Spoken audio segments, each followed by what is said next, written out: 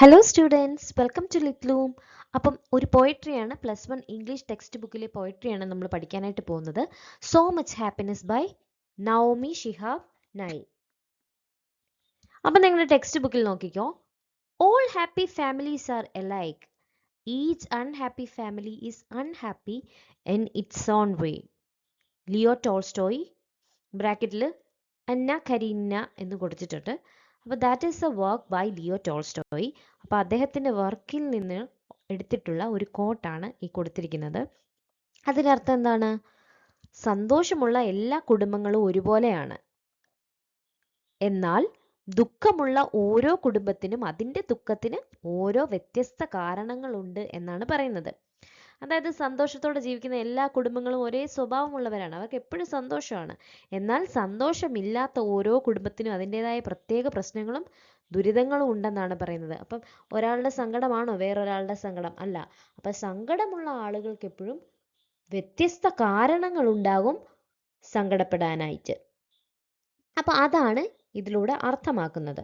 അപ്പം നോക്കിക്കേ, നിങ്ങളുടെ ടെക്സ്റ്റിൽ കൊടുത്തിരിക്കുന്നത് എന്താണ്? ലൈഫ് ടീച്ചസ് us ലെസൺസ് എന്ന് പറഞ്ഞാൽ എന്താ? ജീവിതം നമ്മെ പല പാഠങ്ങളും പഠിപ്പിക്കുന്നു. എക്സ്പെഷ്യലി, പ്രത്യേകിച്ച് in sad and challenging times. എപ്പോഴൊക്കെയാണ് നമ്മളെ പാഠം പഠിപ്പിക്കുന്നത്? പ്രത്യേകിച്ച് ദുഃഖകരവും വെല്ലുവിളികൾ നിറഞ്ഞതുമായ സാഹചര്യത്തിലാണ് നമ്മളെ ജീവിതം ഓരോ പാഠങ്ങൾ പഠിപ്പിക്കുന്നത്. അപ്പം നമ്മുടെ ജീവിതത്തിൽ നമുക്ക് ചിന്തിച്ചു നോക്കിയാൽ മനസ്സിലാവും അല്ലേ? Let us read a poem that offers such an understanding. അപ്പം അത്തരം ഒരു തിരിച്ചറിവ് നൽകുന്ന ഒരു കവിത നമുക്ക് വായിക്കാം എന്നാണ് പറയുന്നത്. അപ്പം ദ പോയട്രിയുടെ പേരെന്താണ്? സോ മച്ച് ഹാപ്പിനെസ് എന്ന് പറഞ്ഞാൽ എന്താ? ഒരുപാട് സന്തോഷം അല്ലേ? ബൈ നവോമി ഷിഹാബ് നൈ. നമുക്ക് പോയട്രിയിലേക്ക് കടക്കാം. അതിനു മുമ്പ് നമുക്ക് പോയിറ്റിനെ ഒന്ന് പരിചയപ്പെടണ്ടേ? നവോമി ഷിഹാബ് നൈ is a Palestinian American poet. അപ്പോൾ ആരാണ്? പാലസ്തീൻ അമേരിക്കൻ കവിയാണ്, കവയത്രിയാണ്, ചിൽഡ്രൻസ് റൈറ്റർ, കുട്ടികളുടെ എഴുത്തുകാരിയും, എസ്സേയിസ്റ്റ്, ഒരു ലേഖിക, എസ്സേ എഴുതുന്ന ആളാണ്. പിന്നെ എഡ്യൂക്കേറ്റർ എന്ന് പറഞ്ഞാൽ അധ്യാപികയാണ്. Whose work reflects upbringing and experiences as an Arab American. ഒരു അറബ് അമേരിക്കക്കാരിയായി വളർന്നതിലൂടെ ലഭിച്ച അനുഭവങ്ങളും ജീവിത പശ്ചാത്തലവും അവരുടെ കൃതികളിൽ വ്യക്തമായിട്ട് പ്രതിഫലിക്കുന്നുണ്ട്. Nai has won numerous honors for her contributions to literature for children and young adults, including the NSK Newstar Award for Children's Literature in 2013. അപ്പം എന്താ പറയുന്നത്? കുട്ടികൾക്കും പിന്നെ ആർക്കാ? യുവജനങ്ങൾക്കുമായിട്ട് എഴുതിയ സാഹിത്യ രചനകളിലെ മികച്ച സംഭാവനകൾക്ക് അവർ നിരവധി ബഹുമതികൾ നേടിയിട്ടുണ്ട്. അപ്പോൾ അവയിൽ പ്രധാനപ്പെട്ട ഒന്നാണ് 2023 ലഭിച്ച NSK Neustadt award for children's literature. അപ്പോൾ അത്രയുമാണ് റൈറ്ററിനെ പറ്റിയിട്ട്, പോയറ്റിനെ പറ്റിയിട്ട് പറയാനായിട്ടുള്ളത്. അപ്പം നമുക്ക് പോയിട്രിയിലേക്ക് കടന്നാലോ? ഓക്കെ, ഞാൻ വായിക്കാം. It is difficult to know what to do with so much happiness. With sadness, there is something to rub against, a wound to tend with lotion and cloth. അപ്പം എന്താ പറയുന്നത്? It is difficult to know. എന്താ? വളരെ പ്രയാസമാണല്ലേ? എന്താ? To know. No means എന്താ? അറിയുക. What to do with so much happiness. അതായത് ഇത്രയധികം സന്തോഷം ലഭിക്കുമ്പോൾ അതിനെ എങ്ങനെ കൈകാര്യം ചെയ്യണമെന്ന് അറിയാൻ എന്താ? പ്രയാസമാണ് അല്ലേ? ഒത്തിരി സന്തോഷം കിട്ടുമ്പോൾ നമുക്ക് എന്താണ്? ഭയങ്കര പ്രയാസമാണ്. നമ്മൾ എങ്ങനെ ആ സന്തോഷത്തെ കൈകാര്യം ചെയ്യുമെന്ന് ഓർത്തിട്ട്. അടുത്ത് നോക്കി. വിത്ത് sadness there is something to rub against എന്ന് പറഞ്ഞാൽ എന്താ? എന്നാൽ ദുഃഖമുണ്ടാകുമ്പോൾ അതിനെ നേരിടാൻ എന്തെങ്കിലും ഉണ്ടാകും. A wound to tend with lotion and cloth എന്ന് പറഞ്ഞാൽ എന്താ? അതായത് മുറിവ് നമ്മൾ ലോഷനും തുണിയും ഉപയോഗിച്ച് ശുശ്രൂഷിക്കത്തില്ലേ? അതുപോലെ ദുഃഖത്തെ നമുക്ക് മനസ്സിലാക്കാനും അതിനെ നേരിടാനും കഴിയും എന്നാണ് പറയുന്നത്. അപ്പോൾ ഇവിടെ ഒരു കമ്പാരിസൺ ആണ്. ആദ്യം സന്തോഷത്തെ പറ്റി പറയുന്നു, പിന്നെ ദുഃഖത്തെ പറ്റി പറയുന്നു. ഒരുപാട് സന്തോഷം ലഭിച്ചാൽ നമുക്ക് എങ്ങനെ പ്രതികരിക്കണമെന്ന് അറിയാൻ പറ്റില്ലല്ലേ? എന്നാൽ ദുഃഖമാണെങ്കിൽ എങ്ങനെയാ? നമുക്കതിനെ എങ്ങനെ നേരിടണം എന്നുള്ള ഒരു അറിവ് ലഭിക്കും എന്നാണ് പറയുന്നത്. When the world falls in around you, you have pieces to pick up, something to hold in your hands like ticket stubs or change. എന്താ പറയുന്നത്? When the world falls in around you, അതായത് ലോകം നിങ്ങളുടെ ചുറ്റും തകർന്നു വീഴുമ്പോൾ, അതായത് ലോകം തകർന്നു വീഴുക എന്ന് പറഞ്ഞാൽ എന്താണ്? അതായത് വലിയ ദുഃഖമോ ദുരന്തമോ സംഭവിക്കുന്ന ഒരു അവസ്ഥയാണല്ലേ. You have pieces to pick up എന്ന് പറഞ്ഞാൽ എന്താ? പെറുക്കിയെടുക്കാനായിട്ട് ചില അവശിഷ്ടങ്ങളെങ്കിലും നിങ്ങൾക്കുണ്ടാവും. അതായത് സങ്കടം ഉണ്ടാകുന്ന സമയത്ത് എന്താണ്? അവയെ നമുക്ക് മനസ്സിലാക്കാനോ അല്ലെങ്കിൽ നമുക്ക് പെറുക്കിയെടുക്കാന്ന് പറഞ്ഞാൽ എന്താ? പിടിച്ചു നിർത്താനും ഒക്കെ കഴിയുമെന്നാണ് സങ്കടം വരുമ്പോൾ അർത്ഥമാക്കുന്നത്. Like ticket stubs or change, അതായത് ടിക്കറ്റിന്റെ കഷ്ണങ്ങളോ പോക്കറ്റിലെ ചില്ലറയുടെ നാണയങ്ങളോ പോലെ കയ്യിൽ പിടിച്ചു നിർത്താൻ എന്തെങ്കിലുമൊക്കെ നമുക്കുണ്ടാവും. എന്നാൽ സന്തോഷം അങ്ങനെയല്ലെന്നാണ് പറയുന്നത്. നോക്കിയേ, ബട്ട് ഹാപ്പിനെസ് ഫ്ലോട്ട്സ്. എങ്ങനെയാണ് സന്തോഷം? എങ്ങനെയാണ് അത്? ഫ്ലോട്ട് ചെയ്യുക. ഫ്ലോട്ട് ചെയ്യുക എന്ന് പറഞ്ഞാൽ എന്താ? ഒഴുകി നടക്കുക. ഇനി നമ്മൾ പൊങ്ങിക്കിടക്കത്തില്ലേ എന്ന് പറയുന്നത് പോലെ ഇങ്ങനെ ഒഴുകി നടക്കുന്ന പോലെയാണ് സന്തോഷം. It does not need you to hold it down എന്ന് പറഞ്ഞാൽ എന്താണ്? അത് പിടിച്ചു നിർത്തേണ്ട ആവശ്യം ഇല്ലെന്നാണ് പറയുന്നത്.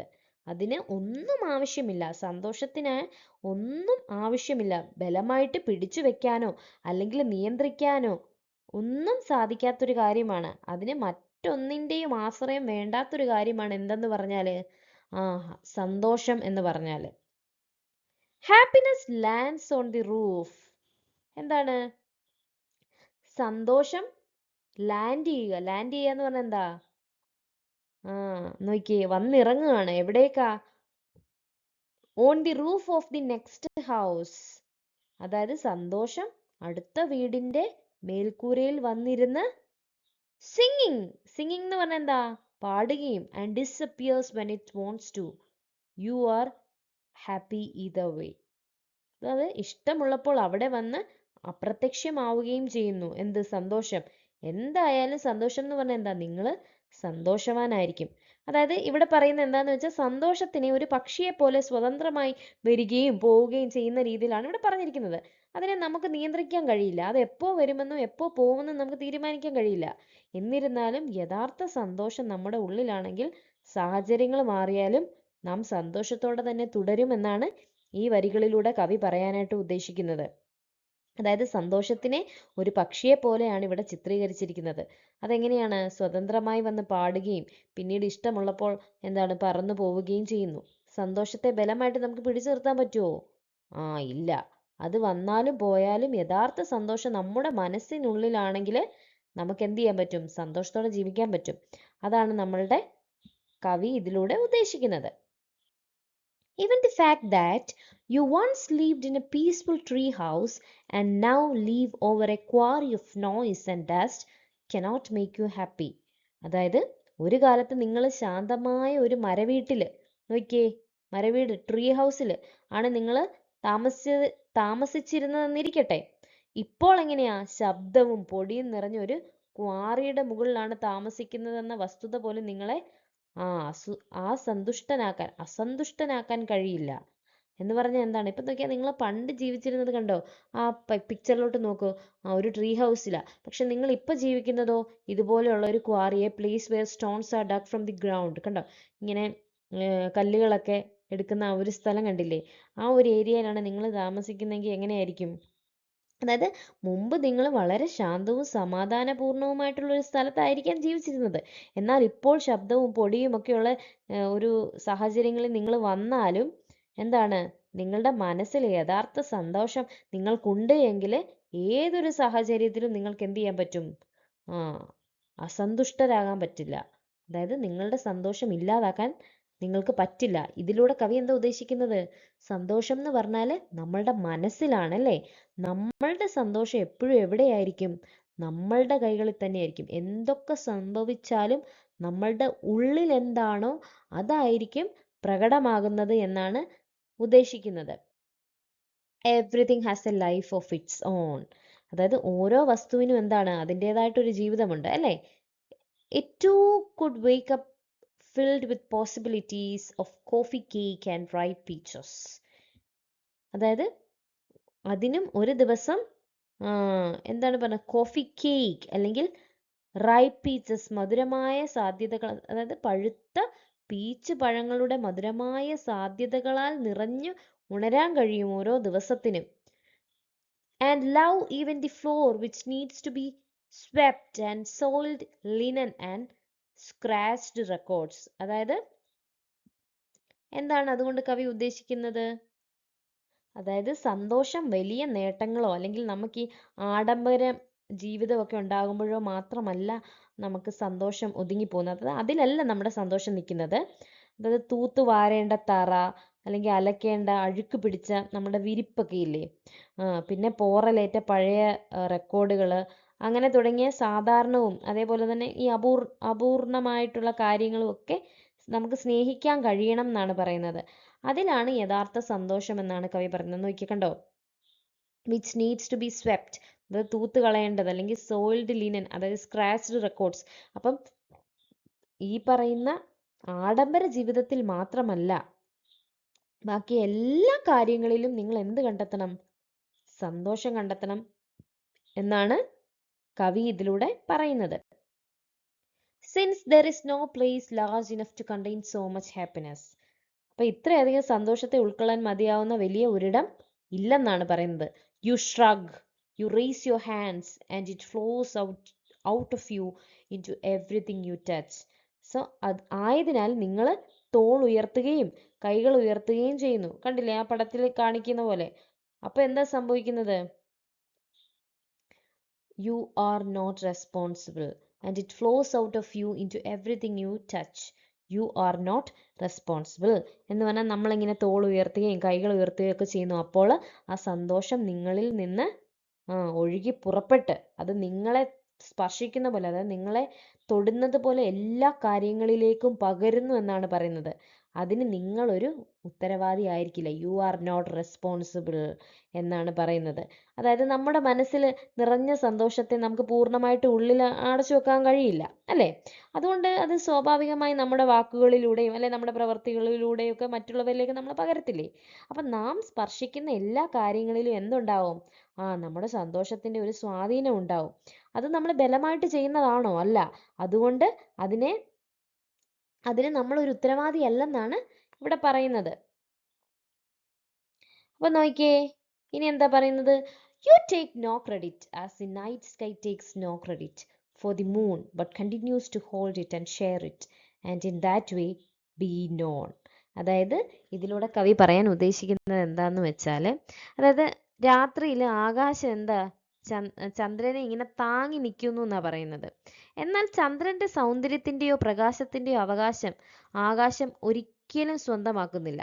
അതുപോലെ നമ്മുടെ സന്തോഷം മറ്റുള്ളവരിലേക്ക് പകരുമ്പോൾ അതിൻ്റെ പേരിൽ നാം പ്രശംസയോ അംഗീകാരമോ പ്രതീക്ഷിക്കരുത്, അല്ലേ? നമ്മൾ എന്തെങ്കിലും മറ്റുള്ളവർക്ക് വേണ്ടി ചെയ്താലോ അല്ലെ നമ്മൾ മറ്റുള്ളവരെ സന്തോഷിപ്പിച്ചാലോ അതിൽ നിന്ന് നമുക്കൊരു അംഗീകാരം വേണമെന്ന് നമ്മൾ പ്രതീക്ഷിക്കുന്നത് ശരിയാണോ? അല്ലല്ലോ. അപ്പൊ സന്തോഷം പങ്കുവെക്കുക എന്നതാണ് ഏറ്റവും പ്രധാനമായിട്ടുള്ള കാര്യം, അല്ലേ? അങ്ങനെ ജീവിക്കുമ്പോഴാണ് നാം യഥാർത്ഥ അർത്ഥത്തിൽ അറിയപ്പെടുന്നത്. അപ്പം ഈ വരികളിൽ കവി രാത്രി ആകാശമില്ലേ, ഈ പടത്തിൽ കാണിച്ചിരിക്കുന്ന പോലെ രാത്രിയിലത്തെ ആകാശത്തെയും ചന്ദ്രനെയും ഒരു മനോഹര ഒരു ഉപമയായിട്ടാണ് ഇതിൽ പറയുന്നത്. അതായത് ചന്ദ്രനെ താങ്ങി നിർത്തുന്ന അതിൻ്റെ പ്രകാശം ലോകത്തിലേക്ക് കാണിച്ചു കൊടുക്കുകയും ചെയ്യുന്ന ഒരാളാണല്ലോ ഈ പറയുന്ന ആകാശം. എന്നാൽ ചന്ദ്രന്റെ പ്രകാശത്തിന് ആകാശം ഒരിക്കലും സ്വന്തം അവകാശം പറയുന്നില്ല. ഞാൻ കാരണമാണ് എന്ന് ഒരിക്കലും ആകാശം പറയുന്നില്ല. അതുപോലെ നമ്മുടെ സന്തോഷം എങ്ങനെയായിരിക്കണം? മറ്റുള്ളവരുടെ ജീവിതത്തിൽ പ്രകാശം പകരുമ്പോൾ അതിൻ്റെ പേരിൽ നമ്മൾ പ്രശംസയോ അല്ലെ ഈ പറയുന്ന ക്രെഡിറ്റ് ഒന്നും നമ്മൾ തേടേണ്ട കാര്യമില്ല. സന്തോഷം സ്വാഭാവികമായിട്ട് പങ്കുവെക്കുക എന്നുള്ളത് മാത്രമാണ് യഥാർത്ഥ മഹത്വം എന്ന് പറയുന്നത്, അല്ലേ? അപ്പം നിങ്ങൾക്ക് ഈ കവിത മനസ്സിലായോ? ഈ കവിതയിൽ എന്താണ് ഉദ്ദേശിക്കുന്നത് എന്ന് വെച്ചാൽ, യഥാർത്ഥ സന്തോഷം എന്ന് പറയുന്നത് ഒരു നിസ്വാർത്ഥമായിട്ടുള്ള ഒരു കാര്യമാണ്.